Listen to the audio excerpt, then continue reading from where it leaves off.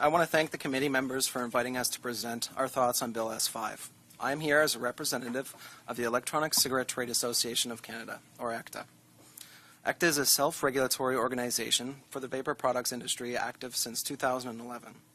During this time, we have developed and implemented regulations and compliance standards that respond directly to consumer needs, evolving technology and trends, and the ever-growing body of scientific research on vaping and harm reduction. Our members voluntarily submit to ECTA requirements and uphold the highest standards in retail, manufacture, and wholesale. We recognize and embrace the critical need for an appropriately regulated vapor product industry, and we continually develop standards and policies through direct interaction with scientists, researchers, policymakers, industry experts, and consumers. Mr. Chairman, ECTA is committed to the implementation and the continuous evolution of our program. We constantly improve our standards in proportion to concerns raised through the scientific study, the product development, consumer demands about product and product quality.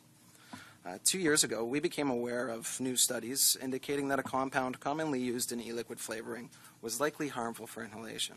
We incorporated that compound into our testing protocols and set thresholds based on consultation with qualified experts.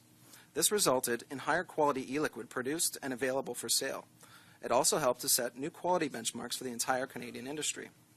As devices advance, we have seen an increase in the number of battery failure incidents directly related to a lack of consumer education. ECTA reacted by setting a requirement for our members to include warning inserts with the sale of certain device categories. More recently, there have been incidences leading to injury from improperly stored batteries. In response, ECTA joined forces with CVA to create Battery Safety Week. Through this initiative, we developed safety information and educational details that are distributed free to every vape product shop in the country. We created 50,000 battery storage cases for vapors to hold spare batteries, avoiding the potential for injury. Mr. Chairman, trends, technology, and science in vaping constantly change and directly impact the efficacy of vapor product regulation. ECTA is uniquely qualified in this area, and we are working with CVA to develop certification and accreditation programs designed to complement and support the evolution of federal regulation, but more importantly, reinforce industry compliance. We will launch an online certification course to ensure operators and employees have essential product and safety knowledge and comply with provincial and federal vapor product regulations. We will also launch a rigorous accreditation program for manufacturers and vape product shops to ensure and maintain standards compliance while streamlining reporting and auditing. Mr. Chairman, while we fundamentally support regulation for the industry, we do have some concerns regarding Bill S5.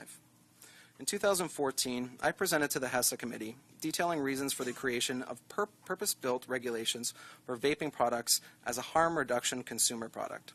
This recommendation was echoed by numerous presenters, and we were encouraged that the HESA report recommended a new legislative framework. Bill S5 sets a new vapor product framework within the Tobacco Act, and in so doing, we believe that regulating vapor products within the Act is flawed based on the close alignment to tobacco products. To explain, tobacco legislation was crafted with the purpose of discouraging use and preventing new uptake as a critical matter of public health. This approach is clearly appropriate, considering that cigarettes are the most deadly legal consumer product on the market. Vaping is a revolutionary harm reduction alternative. Like any other harm reduction product, vaping is not completely without risk, but its placement under the Tobacco Act, no matter how well crafted, can never achieve the appropriate balance of risk versus reward.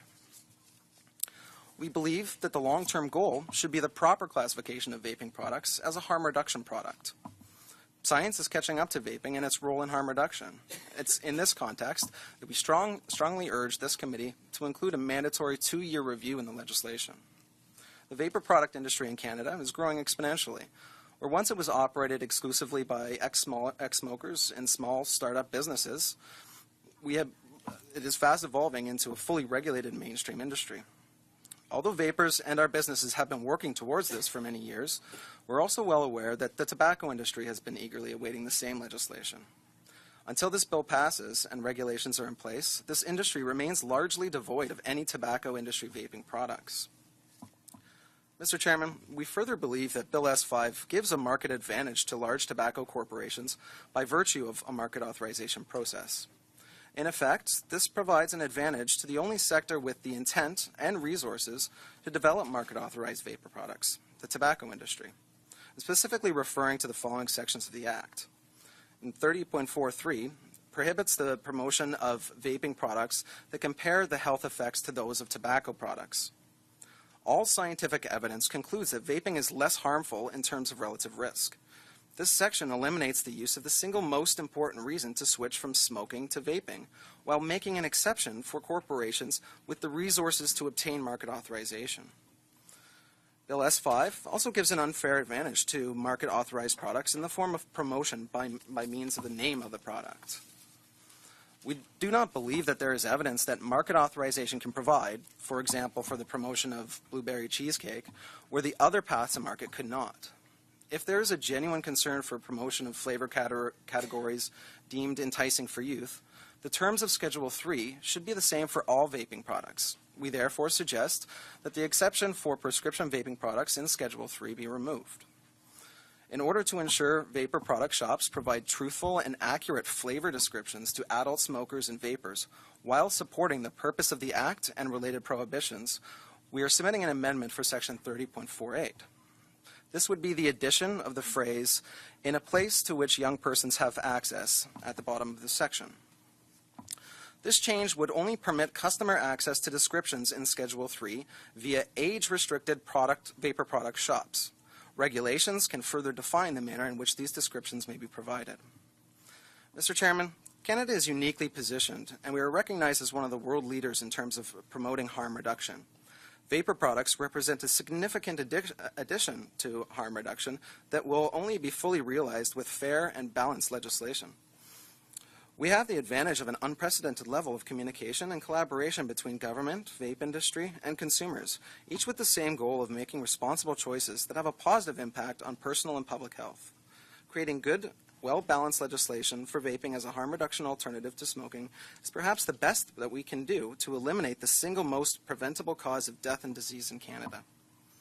Thank you for your time, and I look forward to your questions.